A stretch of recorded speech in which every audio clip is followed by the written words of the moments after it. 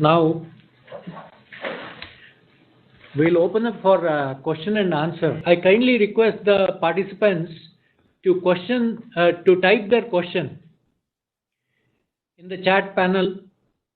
Since we are unable to technically connect with Dr. Deepak and the time allotted of 1 hour is over, since there are many participants, it would be better if they can type the questions. There is a question, Corona, is there any medicine? Until now, there has been no such medication as directed by ICMR. Okay, because when the healthcare workers or the common man wants to look for information, please look at the credible sites, okay, and authorized site, okay. So whatever medication that has been used is conservative and supportive. Pandemic and epidemic. Okay, you are asking the difference between pandemic and epidemic. Any disease, a communicable disease, usually starts with a case. Then number of cases will appear in an area. That is known as an outbreak. When it involves a larger area, it becomes an epidemic. When it involves a large number of countries, then it becomes a pandemic. But for every disease, there will be a working definition that will be given based on certain scientific criteria, usually by World Health Organization, when a pandemic or an epidemic is defined. More so for a new disease like COVID-19. So, a single case, a number of cases in a small area, and then more area, that is case, outbreak, epidemic, and then pandemic. Dr. Harsha V. Babaji is asking, does PET cause COVID-19? Because there is an hypothesis or an explanation that is this coronavirus is zoonotic. It has come from bat and some other animal is a hypothesis that is being tested.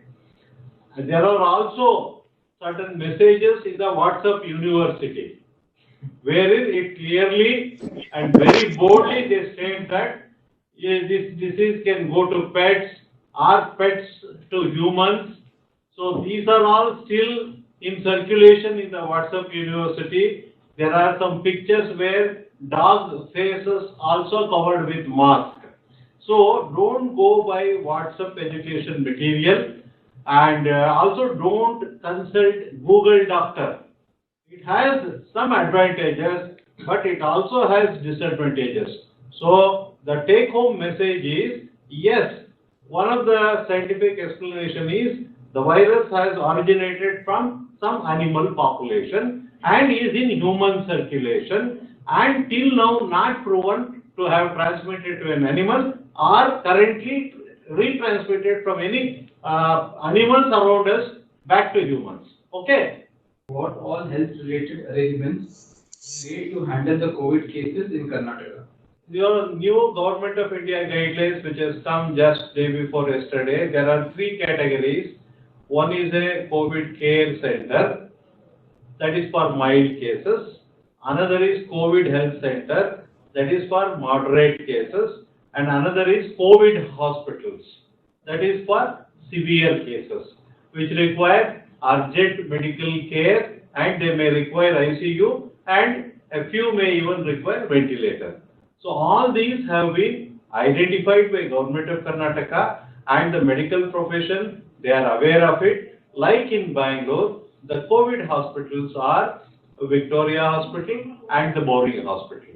Okay, there are some other hospitals also for other services related to COVID. I will not go into the details. All these have been done by Government of Karnataka. Be rest assured, Karnataka as a government and as people, we are doing good.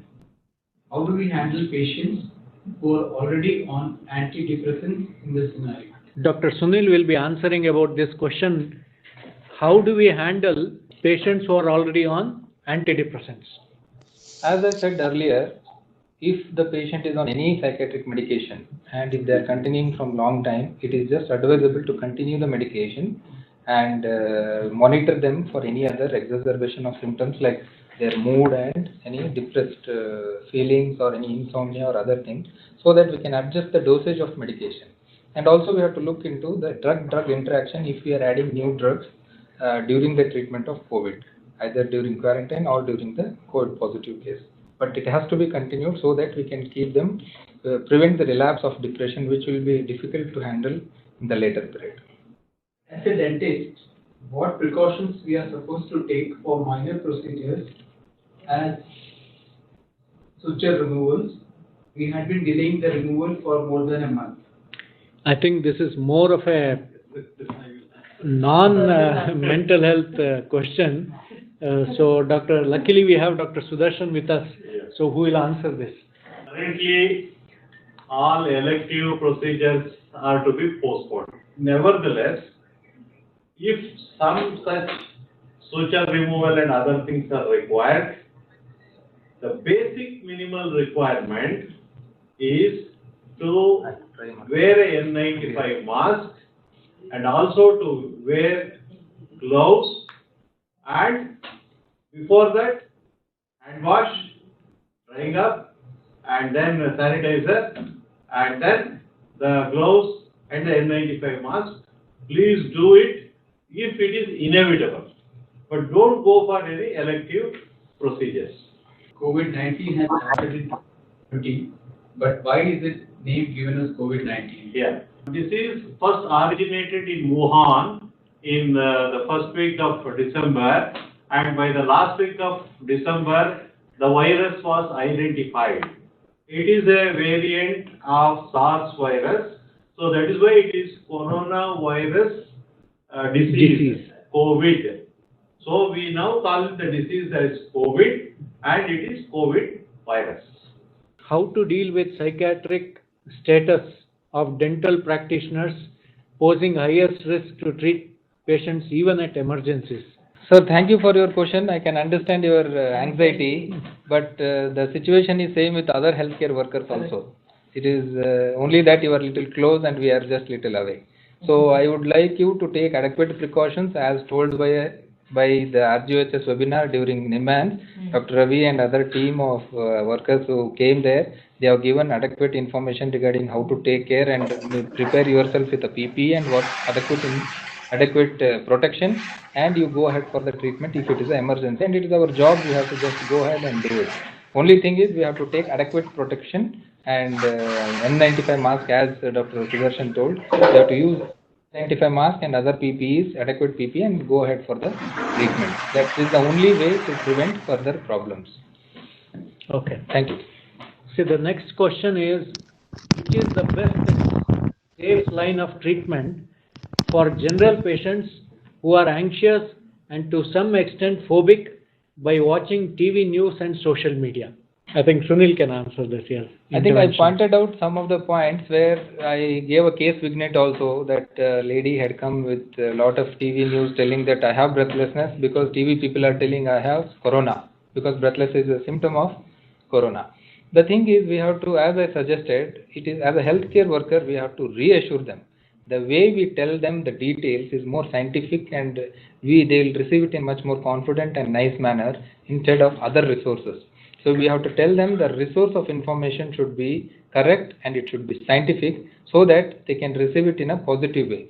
So you are the person in the front line to tell them that is not possible, it is not like that, don't worry, this is at this level only, and it is not affected many people. Whatever precautions are taken by the government and other people, it is going on. So we have to reassure them, telling that what is the real condition and what has been shown, because the coronavirus is spilled over all over the Karnataka as per the TV news, but it is there in only some places, not the place where that person is coming and telling. So too much of watching should be reduced. That fearful images have to be, seeing those images have to be reduced. Discussion of issues should be reduced, and distracting themselves to other issues, and more productive and constructive activities should be taken, which will reduce this anxiety and fear. It is job of each and every health worker to reassure these people, not just a psychiatrist or a psychologist. Thank you. The next question is about special precautions that needs to be taken for healthcare workers in late 30s who is a known case of diabetes. I think Dr. Sudarshan can highlight. See, these are now already widely circulated from the Health Services Department. And one is, of course, when you are going into the community settings, you will, and you are going for any population interviews and all, you need to wear a mask, and you need to have a sanitizer, and you have to practice social distancing, and these are the basic requirements. And that is the diabetics. Is it Diabetic, yeah. Health workers. Yeah, that's it. So, yeah, late 30s. So, I think, and you must keep your diabetes under control with a good medication. That is the denominator. Keep your diabetes under good control. Then rest of the things are the common prophylactic and preventive measures that is already widely circulated in both mass media and also in the social media. Please. I think there are a lot of questions, but we would like to take mental health related questions. How to approach a COVID patient who is aggressive towards healthcare personnel? Okay. Now, aggression is not a diagnosis. It's not a. It's a symptom, and I think Dr. Rajini can answer because it's related to healthcare worker, frontline workers, what they need to do, the guidelines as per the mental. Yeah, basically, I can give you one of the cases. Initially, what happened, we are actually counseling or in touch with those people who are positive also and in quarantine and isolated. So one of the persons actually was very disturbed. I have given tests. My test report has not come. Why should I stay in the hospital? I don't have any symptoms. What the hell is government doing? Why are they keeping us in the hospital? I am single at home. I can go and sit there in the home. I am not going to go out anywhere. So these kind of, aggressions started coming. Then I said, look, you go home also, by chance if your test becomes positive, you have to come back to the hospital. So within 24 hours, your result will be out. And if by chance, if it is positive for your own good, for the good of the community, you will be under the supervision of the doctors. And then once 2 consecutive tests are negative, you will be sent home. So the correct information to the person, why is he here? I mean, what is that altruistic attitude that he is, showing towards the community? And as a responsible citizen, now it is our duty to contain this virus. So, the way you talk to the person, the way you deliver the information, so all these things will put off his aggression and they will become alright after talking to us. So one more person was very frustrated. In fact, Dr. Deepak, who is handling lot of cases, chest physician in Rajiv Gandhi, he gave me a call, madam, please talk to this techie, he is very frustrated and he is really, going through a lot of distress. Then when I called, don't even call me madam, really I am frustrated. All my apartment people are calling me. Now government has taken a new policy telling that the whole apartment complex has to be quarantined. They are cursing me because of you. I have lost job. My son is, quarantined inside. And then what the hell is that? Why are you government people doing new guidelines every day? Then I said, look, see what is there in your hand, you can do something. And the government policy, whatever the government does is for the good of the whole society. So please do understand. When people call you, please do tell them, make them understand. So another few days you are supporting the government to contain the virus. So then after talking to him for about few minutes, he became alright. Then he WhatsApped me back, ma'am, very sorry, I think I was very disturbed after many calls from my apartment people. Now I understood why these things happen. So basically, the way you talk, the way you give information, the way you know, make them understand is very, very important. Yeah, Dr. Sunil wants to add something. Sir, aggressive patient, as sir tells, is not a diagnosis, but if you can manage it, you have to manage it by talking to them, and it's called a de-escalation procedure. Like you have to try your best to talk to them and handle them so that they will not become aggressive physically. Because usually you can understand once they are psychologically disturbed, they may raise their voice, then they will become more angry, and then they may become physical. Before that only, if you are able to handle by talking to them a few nice words, making them comfortable, many times it can be handled.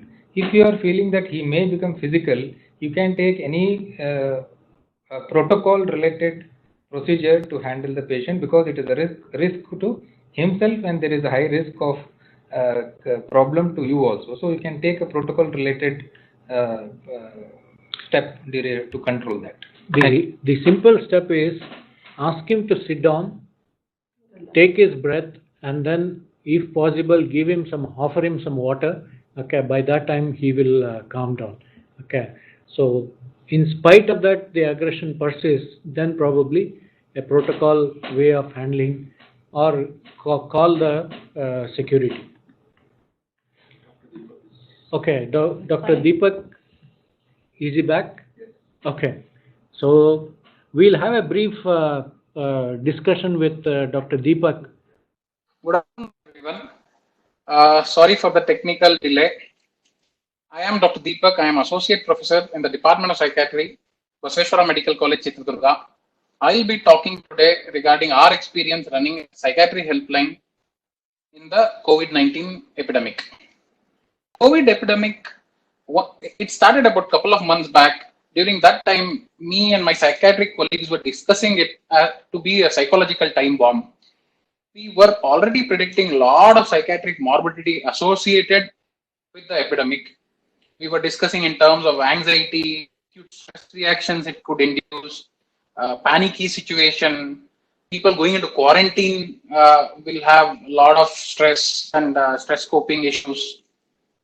And also, because of abnormal knowledge regarding it, which is being dissipated through multiple social media channels, which may not be true many a times, which would force people to get into grief even before their death. They would grieve for their own death even when they are alive. These were the situation. These were the thoughts what we had even before the lockdown was announced on initial lockdown was announced on 22nd of March. Previous slide, please. We started a helpline on 24th of March. Previous slide, please. Our helpline on 24th of March. To begin with, we started with 6 psychiatrists from the organizing team of annual psychiatric state conference, which is called as CANSIPS 2020, which was supposed to be held at Chitradurga in August as a pre-conference activity. Later, Indian Psychiatric Society Karnataka chapter joined hands, strengthened it to the current strength of 15 psychiatrists rendering service in different time slots. We are functioning between 8:30 a.m. to 8:30 p.m. divided in 8 slots of 90 minutes each. Most slots have 2 psychiatrists working on the helpline. Tele-guidance service was done free of cost. We had to begin with, we had certain symptoms, predicted symptoms which might come across. So we had displayed, these are the symptoms what we will be addressing during the helpline. Anxiety, fearfulness, acute suspiciousness regarding COVID-19, acute stress reaction, sadness, helplessness, hopelessness, sleep disturbances, substance abuse, addiction. Because of the lockdown situation, there might be a precipitated withdrawal to substances. That's what we predicted. Disease anxiety, obsessions and compulsions, irrelevant thoughts. See, because it is a helpline and it is a telephonic service, There are certain exclusions also. Suicidal thoughts or death wishes cannot be managed on a telephonic conversation or on a teleconsultation. So we gave a disclaimer that death wishes and suicidal ideation patients it is a psychiatric emergency. They have to go to a nearest psychiatrist for further evaluation and management. And also, we have excluded general medical emergencies. On the slides, we have put up templates how in Kannada and English, trying to put the message across on social media, newspapers, print media, radio, just to make things clear. What we have printed is we will be functioning between what time to what time. The phone numbers of the respective psychiatrists working on the slots have been displayed, and also we had put up places where these concerned psychiatrists are districts where they are. Thereby, if at all we get a call where physical consultation is required, then they can go to the respective psychiatrists and take further treatment. Every psychiatrist taking calls were asked to briefly note history, demographic details of the callers. We created Google Forms for the same. Psychiatrists were briefed about aborting a call if they feel caller requires physical consultation anytime during the call. Database pooled at one place for analysis, research, and improving our service. We started functioning from 24th March. So in the first week, the total number of calls we got was only 32. The next subsequent week, the total number of calls we have got from 1st March to 8th March, which is yesterday, is around 110. And we are an exclusive psychiatric helpline. We are not taking calls on a physical symptoms of COVID. And see, there are two reasons why the calls have improved in the next week. Our message has spread across on social media, and it has been printed on in many newspapers.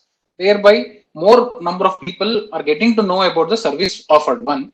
The second possibility might be because the initial state of lockdown, people are just getting used to the situation, and psychiatric morbidity was not so much during the first week.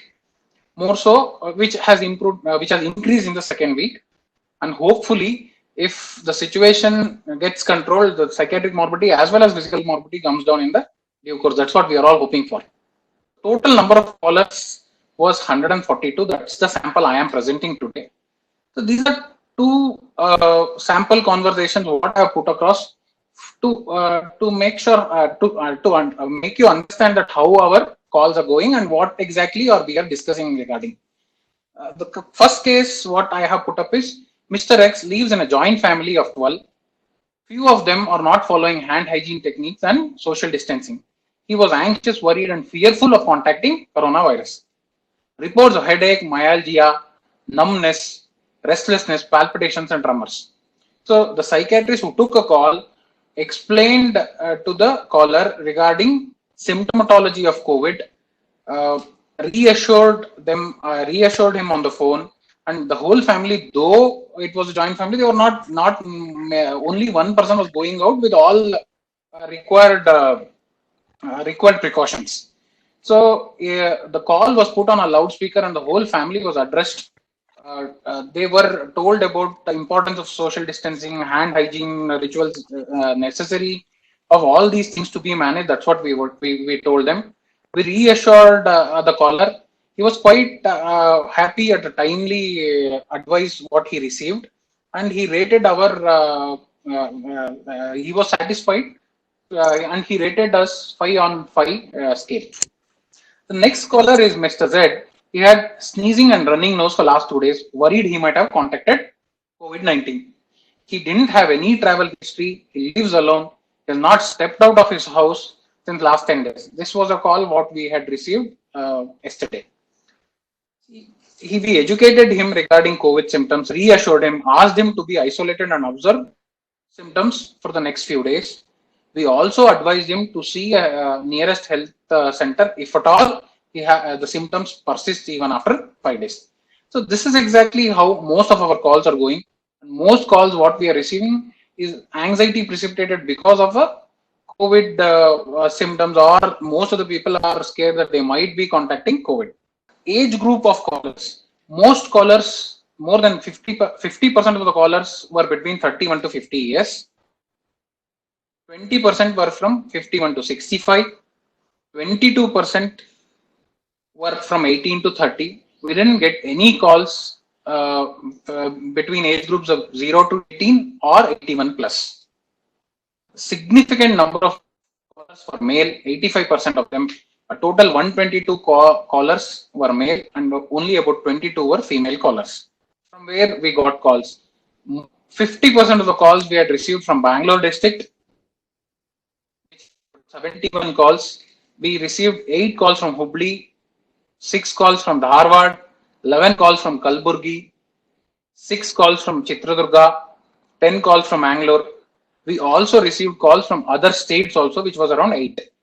Symptoms of the symptom spectrum. 74% of them had anxiety spectrum symptoms, namely fearfulness, restlessness, palpitations, tremorlessness, precipitated because of the lockdown situation.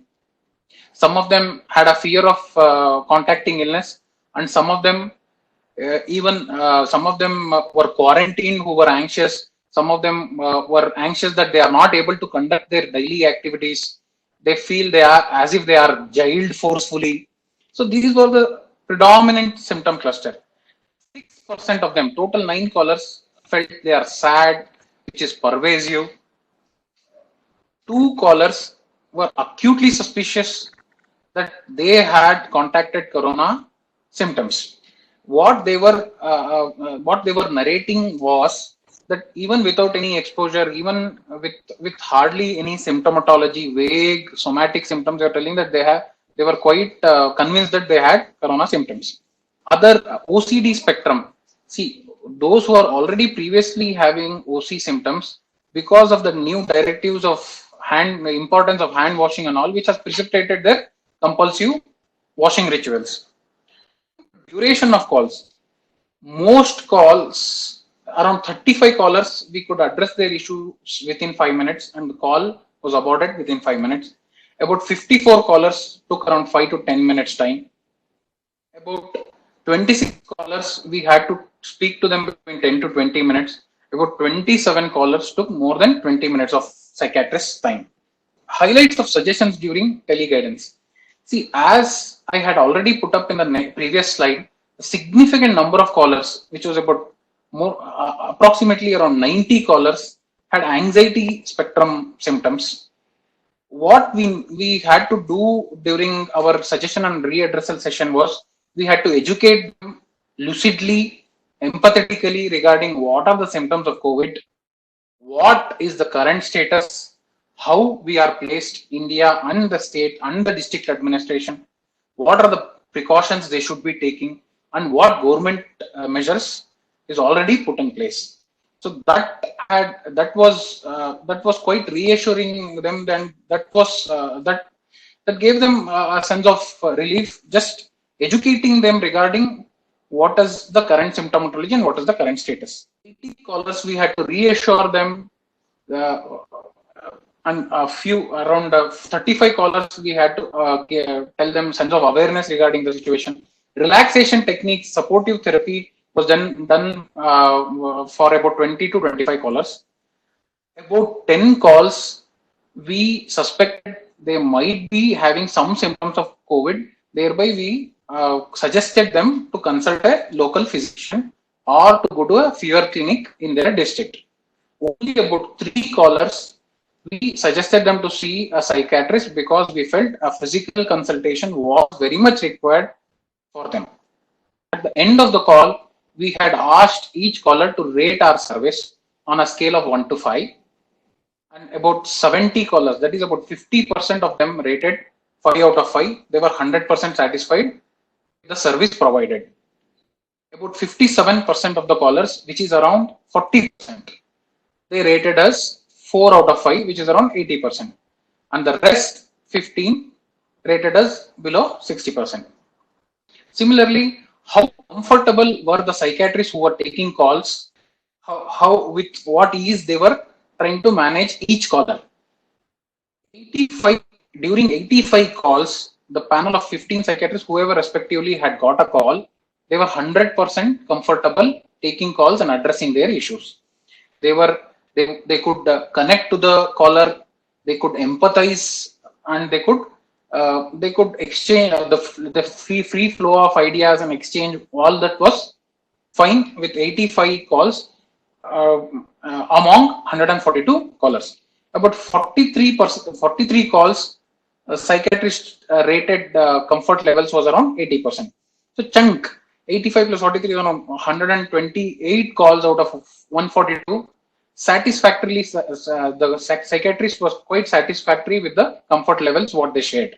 To summarize what we are doing for the last 15 days, see, we are providing the first contact service by certified doctors during a time of crisis, which goes a long way in reducing distress. Teleconsultation does work well with the callers as well as the psychiatrist. Most callers required educating about the disease, reassurance, supportive therapy, and relaxation techniques. You will be very surprised. Out of 142 callers, we had to give a prescription for only 2 callers. All 140, other 140, we could manage them with reassurance, therapy. Predominantly, talking work did the job for them. Of delivering healthcare services. Time for us doctors to become more comfortable with the teleconsultation services. Identifying patient, introducing ourselves, documenting the consultation is a very essential for legal point of view. Thank you for the patient hearing. This has been our experience running a psychiatric helpline for the last 15 days, and we are continuing to receive calls since April 1st. We are getting approximately around 15 to 20 calls every day, and it is a new learning experience for us as well.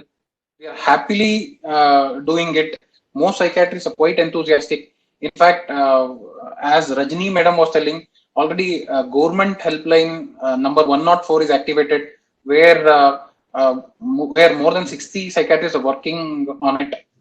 NIMHANS has a separate helpline, psychiatric helpline, and I see a lot of helplines being active from different state psychiatry society and national psychiatry society. There are significant number of psychiatric helplines are running, and everybody is doing exceptional job during this crisis because patients not being able to travel. This is a very noble service what is being provided, and people are accepting it and happily sharing their problems, and we are trying to elevate that. Thank you. Thank you, Deepak, for your excellent work. We all congratulate you, and lucky that we could technically reconnect with you. We were looking for it because this was a real prospect as far as ground realities are concerned. What the common man has been seeking from the psychiatrist. If I can summarize in 2-3 sentences with the type of questions I'm getting here, basically most of it were related to raising the awareness about COVID itself, and 80%, 80 callers were needed some kind of information and education. So still lot of awareness raising activities need to happen, reassurance, and you rightly pointed out whatever we had discussed. Anxiety was the forefront, okay, and then depression, and then obsessions, okay, which we obviously discussed. So reassurance could handle, and then what surprised me was women were more comfortable at home, and men becoming restless and calling psychiatrists or having teleconsultations. And I think from the chart, 12 callers could irritate the psychiatrists. They were not comfortable speaking to them over the telephone. Okay, so quite interesting. Carry on with this work because we don't know until when the lockdown will be continued or will be lifted, because Lot of people are asking about when the lockdown will be lifted. See, this is beyond our control. We are here to discuss about emotional, psychological, and psychiatric aspects. As I am re-emphasizing that you people are asking more technical point. Only psychiatric. Okay. Now, one question to Dr. Sunil is about cognitive behavior therapy to COVID-19. Okay. See, to tell you, COVID-19 is an emergency situation. Cognitive behavior therapies are taken up on elective. When elective surgeries are being postponed, don't ever think of cognitive behavior therapy. Okay. Yes, there are certain cognitive challenges that you need to put up, but that doesn't become a therapy. Okay. Of course, we have to restructure the way we are thinking, cognitive restructuring, cognitive challenges, yes, whatever terminologies you may give. But see, when you use the term CBT, it needs an entire different setup. Sunil, you want to add something? Simple counseling can help in COVID-19 depending upon the patient. As I suggested, it depends upon the case-to-case basis. COVID-19, if he is positive and he is going through those symptoms, definitely he needs lesser amount of intervention, not CBT as such. CBT involves a lot of sessions and stepwise approaches to many issues. Initially, you can go with supportive psychotherapy, then reassurance, counseling them, relaxation techniques, and educating them. And then, since they are going through physical illnesses also, and if it is required, we can take them for CBT as Dr. Ravi told. Thank you. Okay, there has been a lot of complaint with regards to the way media is projecting COVID, and also people are worried that in America one of the tigers has been identified with COVID-19. I think these are beyond the purview of today's discussion. What we would like to convey you is ABC. Always be cautious from where you get the information. Okay. Go by the information where there is accountability and authority. Okay. Don't seek information from anybody and everybody. Okay. There is a question: how much will the yoga, meditation, and prayers would help in dealing psychological and emotional issues during COVID-19? Probably Sunil can again. As I projected, there are many techniques to reduce our psychological stresses. Maybe it is JPMR, mindfulness, or yoga, or meditation. All these are the techniques which can reduce our day-to-day basis anxiety, maybe associated with media, maybe associated with work or anything else. But these are the things which we have to start earlier to get the good fruitful result in the long run.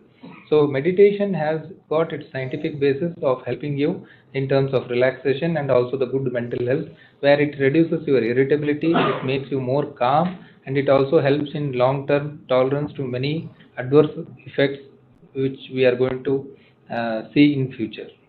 Thank you. This question is quite interesting. I want Dr. Rajni to comment. Are psychiatric patients are more prone for COVID-19? If yes, what kind of patients? Probably you want what diagnosis? See, basically we have not, in our telephonic counselings also, we have not found that they are more prone for COVID. But by chance, if they are off medication and if they are little more careless, so that may, those kind of people may be prone. But what I would suggest is those who are on medication, they should be continued. For that also, we have made provisions in Karnataka government that even at the PHC level, Taluka hospital level, district hospital level, all the old patients also, they are getting medication.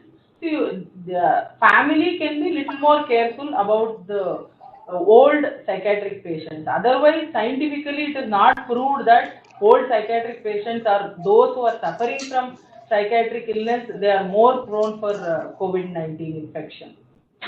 Yeah, Dr. Sunil. To add on to what Dr. Rajni told, they are prone the COVID-19 is not the true answer. They are more susceptible, what I can say. As I mentioned in one of the slides, these people can come under special population where the general instructions they cannot follow, especially the chronic mental illnesses like schizophrenia and especially mental retardation and dementia. They will have cognitive decline. That time they may not be able to receive the instructions much more adequately and correctly like how other people can take.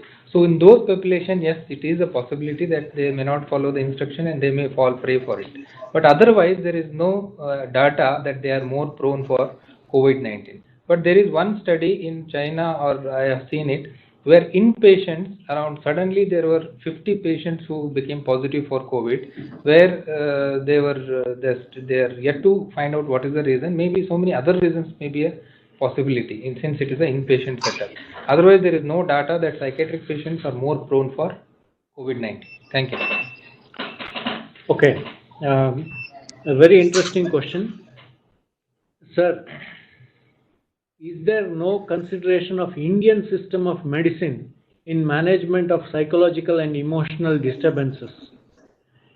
Now, all the relaxation methods we were talking about is related to Indian methods, number one.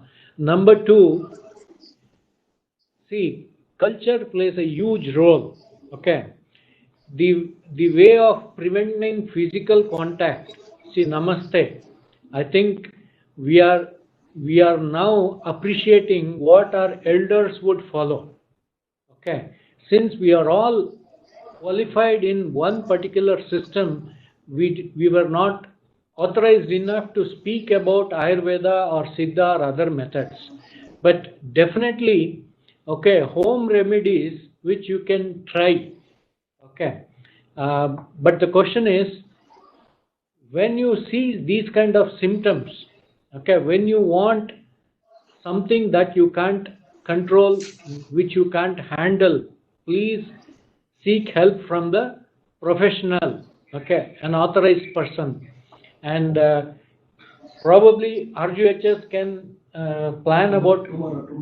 Okay, tomorrow there is Ayush. Okay, so that's a good question. Okay, fine. I mean, one of the best ways of handling the time is spiritual means. Okay, so probably tomorrow we are also interested to participate in this webinar that's going to happen. How to manage a home quarantine family member or a friend, okay, or a neighbor in such a way that it doesn't make them think negative, okay? How to make them comfortable and Yes, sir, understood. One more point I will add. Yeah. See, these home quarantine persons, they are also stamped on the left hand. So that stamping also is kind of a branding. So keep that in mind when you answer the question. Yeah. I have met some of them. Sir, I could understand the anxiety what you are going through. He is your neighbor, and at the same time he has been quarantined, or our own family members may be quarantined. Quarantine, we have to understand that quarantine doesn't mean that they are positive. It is just a suspicion because they are in close contact with that area or that place. That's why they are quarantined. Like as I was discussing with my colleagues, there were hundreds and thousands of people who were quarantined in all the centers all over Bangalore and many other places. And we had a job of going and talking to them for counseling. We did it through digital. Sometimes we went personally. We did all these things. And some places it came positive, and most of the places it came negative. So if the negative has come, the way they feel that nobody spoke to us, nobody was talking to us, everybody was keeping us away from all these things. Definitely these things will create some amount of emotional disturbances in the person who is dealing with them, also the person who has been quarantined. We can take adequate measures like as protocol is going on, and we can interact with them with adequate measures. So that will definitely remove, and educating them, they also can be understood that really there is an issue which has to be handled. So it is a mutual understanding which will definitely help both of you, like including family members or any other friend or this one, instead of becoming very fearful and completely avoiding them. And you can limit the contact, limit the closeness, but yet you can do have an interaction with them. See, I would like to tell about two L's. One is listen, and second one is link. Okay, listen to them. That means you have given importance to them. Okay, their emotional turmoil would come down, and they would feel that they are part of your system. And link. Okay, see, if you can't give enough time, link them with somebody who can give time. Okay, so love, link, and listen. What is the role of telepsychiatric consultations for isolated COVID patients? In fact, the principles of teleconsultations has been relaxed during this period. Telepsychiatry, we have been following teleconsultations. We already had 142 patients. Okay, the chart has been displayed to you. In future, okay, these kind of teleconsultations are going to be rampant. Okay, telepsychiatry has been started across India from many premier institutes, and one has to know the basic legal principles with regard to teleconsultations, both as a user and the provider. Regarding telepsychiatry consultation, it is a boon actually. Because of this COVID, many people have started using online consultation. So you can utilize the services definitely for the benefit of the larger people. And national and state societies like Indian Psychiatric Society and Indian Psychiatric Karnataka chapter, they are coming out with an app which could be helpful for the patients and also the doctors. And it should be a free. We are working on free consultation so that it will be helpful to people. Because as per the telemedicine guidelines, the first consultation for a new person should be a video consultation. So tele helplines will help them to just comfort, but to give the prescription, take prescription, it is always advisable to take teleconsultation, especially a video consultation. So many societies, many people, even government is working on helping the people through telepsychiatry or telemedicine. Thank you. I think there are still a lot of questions pouring in, but due to paucity of time, one last question. It's pertaining to the physical distribution of our sitting arrangements. Sorry to ask, why the speakers in the hall are not taking precautions right now, not wearing mask. Okay. See, this has been a guideline that you don't need to wear mask when you are within your home, okay, and when there is non-symptomatic and non-diagnosed people around. So don't think that using mask is a absolute necessity. And no, there is a circular from Commissioner Health also when they should wear mask. Okay, now We there will is pass on that. there is a guideline from the authority when the mask and what type of mask need to be worn by which kind of people. Okay. And second thing is social distancing. We are actually maintaining social distancing probably because of the angle and the camera. Okay. So it's probably you're not able to appreciate that.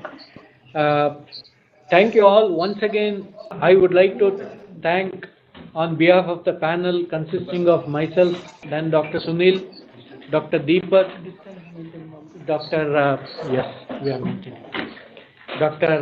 Rajini. This is a very good initiative by RGHS, Honorable VC and his team.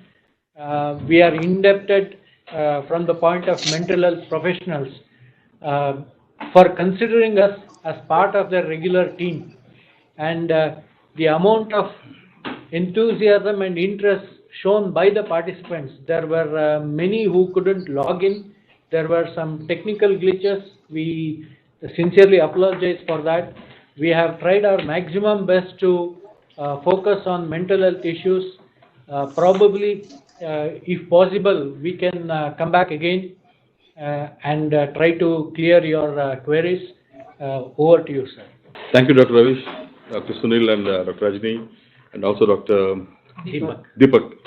So I'm sure all of you had useful information with regard to stress management and psychological and psychiatric problems that crop up during a pandemic like what we are facing now.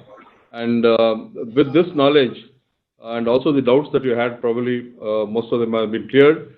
Even if further, if you have any doubts, you can always write to us on the send us on the email. We will be there to respond to that. And we will be signing off with a note that in future also such programs will be going on a day-to-day basis. We have outlined programs for the next 10 days, and it will be done between 2 to 4 p.m. Please kindly pass on the message to your colleagues and others, such of those who have missed the program. They can always come back and interact with the experts. That's one. Number two, it will be made available on YouTube. Kindly go through the YouTube, and then whatever doubts you have, again you can refer back to us. So we will be. This is the only way to reach out to a large number of health professionals, and it's very essential because all of us should be talking the same language. Even though we are experts, we should know what to do in such a situation. That is more important than the wealth of knowledge that we have. So that is more important. So all those things are being addressed by the trainers, experts who come here. I thank them sincerely for being a part of this program. And from the studios of Rajiv Gandhi University of Health Sciences, we are signing off today. Thank you for joining us and being with us. I know together all of us can overcome this pandemic. Thank you so much.